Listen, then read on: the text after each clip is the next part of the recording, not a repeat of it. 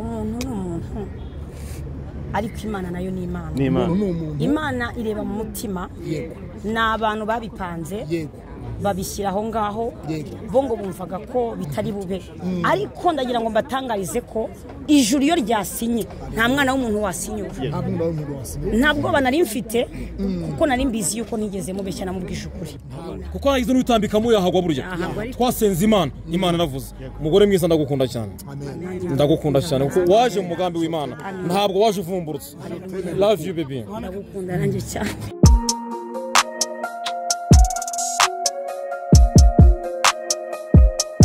Impanuro TV, ishakiro ry'amakuru yizewe.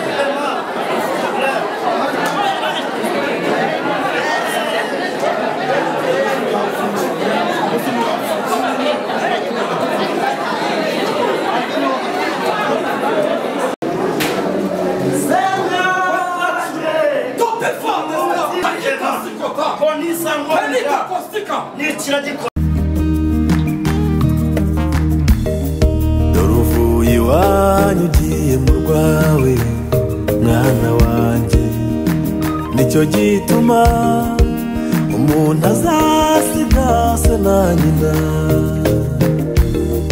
akabana n'uwo yakunze akaramata. Umugabo n'uwo kubahwa ujya umwubaha. Dushimye Imana kubw'uyu munsi w'amateka cyane mu muryango wa Pastor Germaine na Prophète Ganza. Ngire ngo hano duhagaze turi mu mujyi wa Kigali, akarere ko naka Gasabo, turi mu murenge wa Kimihurura, na ahantu heza cyane. Ngire ngo abantu badukurikiye cyane kuva bino birori bitangiye kugeza aka kanya, ngire ngo namashimwe akomeye cyane. Yesu ashimwe mushumba. Yesu ahimbaze. Urakomeye? Ndakomeye. Imana ishimwe, urasa neza cyane, wambaye neza, urasa neza kuri uyu munsi wawe w'amateka. Niki kintu yenda gatoya mbere yuko ngera kuri Ganza, kuko we nabonye kubyakira rimwe rimwe byabanje no kumunanira. Ubuhanuzi birimo umwuka uri muragenda ubufata. Uyu munsi cyabwira abantu ikintu nabwira abantu kuri uyu munsi, nababwira ko umugambi w'Imana utajya gupfa. Ikindi umugambi w'Imana nturogwa. Imana iyo ivuze ijambo irarisohoza. Uko byagenda kose yitwa Imana. Imana ni Imana. Kandi Imana mu buryo bwayo irakora. Icyo nyikundira ntiyumva amabwiriza. Hari abantu bashaka kureba bakabona nta byiza bigukwiriye, ariko Imana yo yakubona ikabona uruti bikwerere. Lebo zekesha leboria. Imana irahambaye. Nabonye Imana. Wabonye Imana. Yego, ngira ngo mbwira abantu ko gusenga bigira umumaro. Imana ni Imana isohoza, ni Imana ivuga igasohoza. Murakoze. Papa gatoya ndashaka kugira ngo mbazeho nanjye Ganza. Ubundi Prophète Ganza bwana wa Germaine ujya kumenyana na Pastor Germaine, ubundi mwahuriye he? Ko nibo bwa mbere hari abantu benshi babibonye bwa mbere babyumvise. Irekurire kure wabaye umuntu wa interview. Umunsi njya kumenyana bwa mbere. Yego. Twahuriye hano muri Kigali. Ngiye ubwo nibwo nkiva Rusizi. Nje gutura muri Kigali nk'uko Imana yabivuze. Irindi jambo rye karisuza mu izina rya Yesu. Muri Kigali ndatuye. None mpaye n'umugore. Ariko Mana we. Prophète Ganza. Nekota. Papa. aha muhuriye i Kigali rero mwahuriye mu isoko mwahuriye muri bisi mwahuriye mu rusengero Kuba tugiye kujya mu bintu byinshi. oya ariko hari abantu bakeneye kumenya inkuru neza Oya, ngira ngo ibiganiro birahari, hari ikintu ngira ngo tugendereho cyane. Ayajya kwa amateka maremare kandi tugira ngo tukoreshe kano kanya gato duhawe kugira ngo bajye mu kwiyakira. Ababakurikira babahamagara, telefone zabo zirahari, bababaza ayo mateka ngira ngo ibiganiro barabitanze. Ahubwo Ganza ikintu twagizeho amatsiko menshi cyane, wagiye kurahira tubona uravuze ngo numva imitima urayikije. Byagenze gute? Nda kidasanzwe cyari kirimo kuko twasenze Imana aravuze. Bwana sifiwe. Ahubwo nazamutse mu imbere indani hari harimo warakoze Yesu. Icyo wavuze uragisohoye. Mu gusoma rero nta kibazo. Ahubwo mbwire n'abantu injiji zari zizi ko ntarize njyewe narize mfite amashuri narize nzi gusoma narize hari abatari bazi ko nigeze niga narize mfite amashuri yo mu isi mfite n'amashuri yo mu ijoro. Haleluya. Hakosika the hottest behind God. Amen. Bwana sifiwe. Prophet Ganza Yego. uyu munsi tariki ya 30 kuri tariki ya 30 havuzwe ibihuha byinshi bivuga yuko wateye inda umukobwa kwaza kwica ubukwe. Wowe ugihe wafataga ku idarapo ry'igihugu wumvaga umutima ukubwira iki? Nibihuha nyine ko tutamubonye. Nibihuha nyine. Buretse Iyo mipango y'abadayimoni niyo myuka y'abahetsi twasenze Imana nta kintu cyadutunguye. Yesu yari yarabivuze. Twebwe ibyo twakoze twashuye amavi turasenga tuzamuka umusozi duhamagara Imana twinginga Imana. Imana iritamurura ikina finale. Haleluya. Amen. Abantu aya magambo y'abantu Prophet Ganza aya magambo y'abantu ese koko uyu mwana yaba hari waba warabyaye cyangwa ni babandi ni bwabukwe butabuza intorezo ibugera? Nta mwana agira kuva kwitangiro mbivuga. Kuva kwitangira mu mabara nakoze nta mwana nigeze ngira. Pastor Germaine bivuga yuko wabeshye umugabo ko wamubeshye umubare w'abana. Aya magambo y'abantu wayakiriye ute? Umuntu n'umuntu ariko Imana nayo ni Imana. Imana ireba mu mutima. Ni abantu babipanze babishyira aho ngaho bo ngo bumvaga ko bitari bube ariko ndagira ngo mbatangarize ko ijuru iyo ryasinye nta mwana w'umuntu wasinyura. Ntabwo banari mfite kuko nari mbizi yuko nigeze mubeshya na mubwije ukuri. Amakuru ufite nibwo bwa mbere ufashe ku idarapo ry'igihugu kuva wabaho. Uyu munsi wa none wagiye ukora ibintu byo ku ruhande kwaje kwa tekinike kwa Afrika y'Epfo ariko nta darapo wigeze ukoraho wari ukiri mu byaha kandi biravuga ngo nyuma y'imbabazi nta rubanza. Uyu munsi wa none wakoze ku idarapo ry'igihugu wabyakiriye ute? Mu mutima wumvise byari bimeze bite? Byanshimishije cyane. Nabonye ko ari Imana ivuga bikaba yategeka bigakomera. Hari ibintu twagiye tubona Imana ariko iyo utarongera kongera kuyibona hari ukuntu wongera ugasa nk'ugira ubwoba ariko iyo ufite kwizera Imana irakora iri mu ruhande rwacu mubisha wacu aho yava. Kugira ngo dusoze Ganza uyu munsi w'amateka mukoze intambwe ibanziriza niba ngo ibanziriza gusezerana imbere y'Imana ngere ngo nabyo biri vuba. Hari abantu benshi cyane kandi bavuga ati ni cyocere cy'abahanuzi ibingi biraje ejo bite ngira ngo dukorana ibiganiro bitandukanye Zaburi nshya impanuro twaraganiriye hari ibihe bitandukanye twanyuzemo tuvuga ku mateka y'urugendo mwari mutangiye uyu munsi bikabibaye ngira ngo abantu badukurikiye aka kanya Ganza niki kintu wabwira Pastor Germaine nk'irindi sezerano rirenga indahiro yashyizweho na leta yashyizweho n'igihugu kugira ngo uyu munsi tunikomereze ubundi munatumire abantu ibintu bigenda neza cyane. Nonaha ndabamenyesha ko uyu yamaze kuba umugore wanjye. Oya niko bimeze mu mategeko. Yamaze kubiki umugore wanjye mu izina rya Yesu. Yari we na n'ubu. Bivuze ngo Imana impaye iki impaye umugore. Kandi yarabivuze. Imana irasohoje irindi jambo yavuze. Kandi ikindi nta muntu ushobora kwitambika umugambi w'Imana. Ntawe. Kuko nagize n'utambika mu yahagwa burya. Twasenze Imana navuze. Umugore mwiza ndagukunda cyane. Ndagukunda cyane kuko waje mu mugambi w'Imana. Ntabwo waje uvumburutse. Love you baby. Ndagukunda nanjye cyane. Oya Pastor ntabwo ndabyemeza. Niki kintu wabwira mutwari maze bundi ugira n'ikintu ubwira abantu bose babakunda banabakurikira kuva ku munsi wa mbere kugira ngo bamenye gahunda zindi zikurikiraho uko ziteye hari abagiye kuzumva ubu n'abazumvise mbere kugira ngo tujyane gahunda neza cyane. Murakoze cyane. Ikintu nababwira ni uko ubukwe buri ku itariki 28 z'ukwa karindwi. 28 z'ukwa karindwi. 28 z'ukwa karindwi niho ubukwe buri. Turabatumiye, turabakunda. Gusenga Imana ni ikintu gikomeye. Hari ukuntu dusenga twebwe tuzi ko Imana itakora, ariko gusenga bigira ibisubizo. Kandi ikindi gusenga ukiringira ukizera bigira umumaro. Yego. Ikintu nabwira Ganza, Prophet Ganza, ubu yabaye umugabo wanjye. Oya niko imeze. Ndamukunda narabisengeye igihe kirekire. Ni Imana isohoza amasezerano. Ngira ngo mbwira abantu ngo amerwe nasubirwe nasubire hanyuma mama Pastor Germaine. Ubundi isezerano Siganza uri ryakiriye.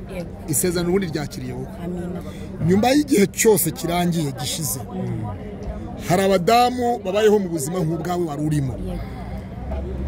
Babyaye babana n'abagabo ariko ntibigeze bafata ku idarapo ry'igihugu, ntibafashe kuri Bibiliya ngo bambikane impeta.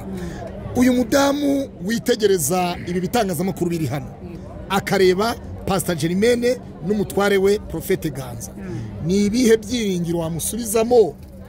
Hari igihe abantu bavuga ngo byararangiye, kandi Yobu 7:14 haravuga ngo haracyari ibyiringiro ku giti cyatemwe kizongera kigashibuka. Wowe igiti kirashibutse, cyari cyaratemwe ariko kirashibutse. Nibihe byiringiro ugiye guha abantu bagukurikiye babadamu? Ikintu nababwira nuko bagomba kwiringira Imana, ikindi bagasenga. Imana imara umubabaro, Imana imara agahinda. Twagiye dukomeretswa n'abantu, ariko Imana igiza n'umuntu wo kukomora. Hanyuma aragakorasi bavuga ngo bwira abanzi bawe bicecekere, inzobo bacukuye bazitere misina.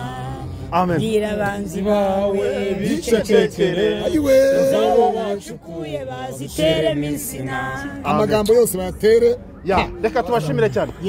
Reka tubashimire cyane, ngira ngo bageni bacu bagiye kwiyakira. Abantu bashaka kubashyigikira, gushyigikira umuryango, ngira ngo hari nimero de telefone z'aba bombi. Ngira ngo hari ya Pastor Germaine, hari n'iya Prophet Ganza. Pastor, tubwire namba yawe kugira ngo bigene neza. Mbwiriya Ganza na Ganza arambwira yawe. Nimero yanjye ni 078 99 072 14. Ndasubiramo. Ni 078 99 072 14. Iyindi bashobora kumbonaho ni 079 1 6 3 8 Iyo ni ya Prophet Ganza. Ni yanjye. Utubwiye ebyiri zawe. Ya Ganza. Iyange ni 078 02 6 9 7 Iyi ni ya WhatsApp. Mwabona kuri Prophet Ganza. Hari n'indi 82 078. Ukeneye nimero imwe yonyine ko turashyiraho nimero ebyiri, iya madamu ni ya bwana. Ni nimero kazivuga nta kibazo zose. Tubwire zose ntango. 078 yego 52 86 45. Imana ibaho umugisha cyane. Murakoze cyane. Tukomeze mu gahunda kuri runo ruhande. Papa Yesu ashimwe cyane. Yesu ahimbazwe. Urakomeye? Ndakomeye cyane. Uti ntabwo ndashima Kristo. Uti ntabwo navuga Ganza atandi ruhande. Hari icyo bisobanuye amazina yawe, ubundi tubwire n'impamvu uhisemo kubikora gutyo. Nitwa Sebahini Innocent, umugabo ndubatse. Yego. Ndashima Kristo kuri uyu munsi kuko uyu munsi usohoye. Imana hari byinshi yadukoreye, ariko nacyo ni ikindi kinje mu muryango.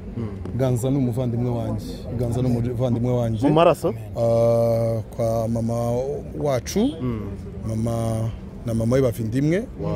Ariko akaba ari nanjye umuhagarariye kuri uyu munsi.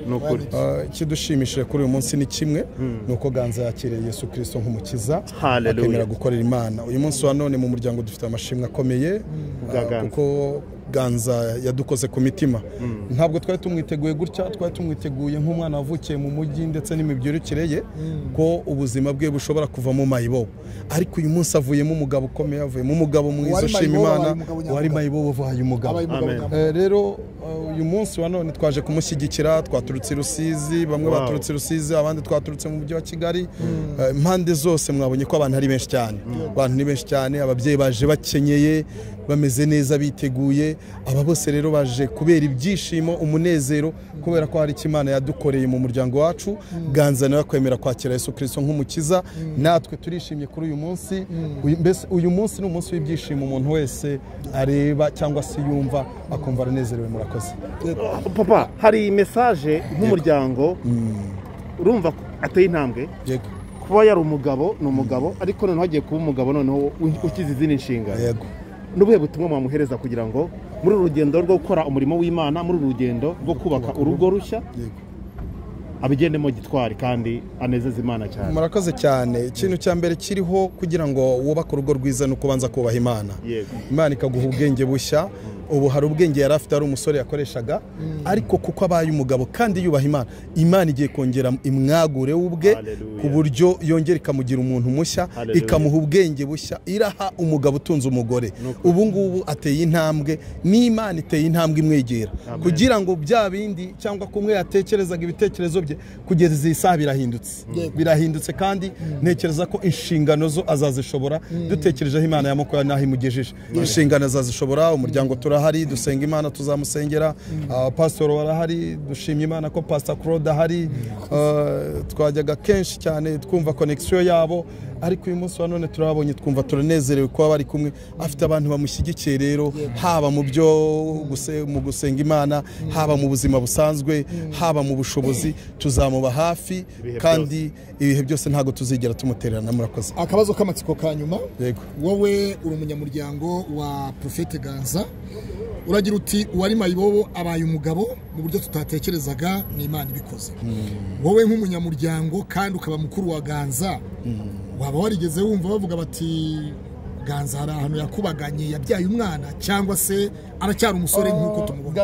Ganza umuntu wese wavuga ko yabyaye umwana yaba amubeshyera, kuko ibi ngibi ugeze Kampembe ntaho wabyumva. Kampembe mu mujyi ntaho wabyumva. Ganza niho yahereye akora ivugabutumwa. Umunsi wa none habaho abakozi ba Satani baharabika abantu bose, nk'uko Claude abantu ubwawe uzi baguharabitse, inkuru zawe zigashya. Umunsi wa none ntabwo wakabaye uri muri Rwanda, wakabaye warahunze, ariko umunsi wa none uriho kubera ko icyaha ntabwo gitsinda ukuri.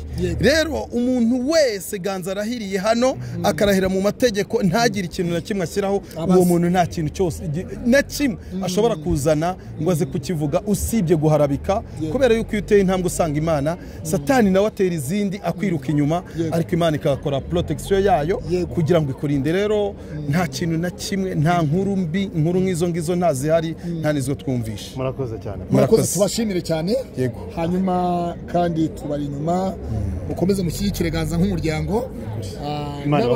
Hari abanyamuryango benshi barimo barakurikirana iki kiganiro, nabo kandi abantu bakunda ubukwe. Bibiliya iravuga ngo urugo rwiza ni rito. Murakoze cyane. Merci.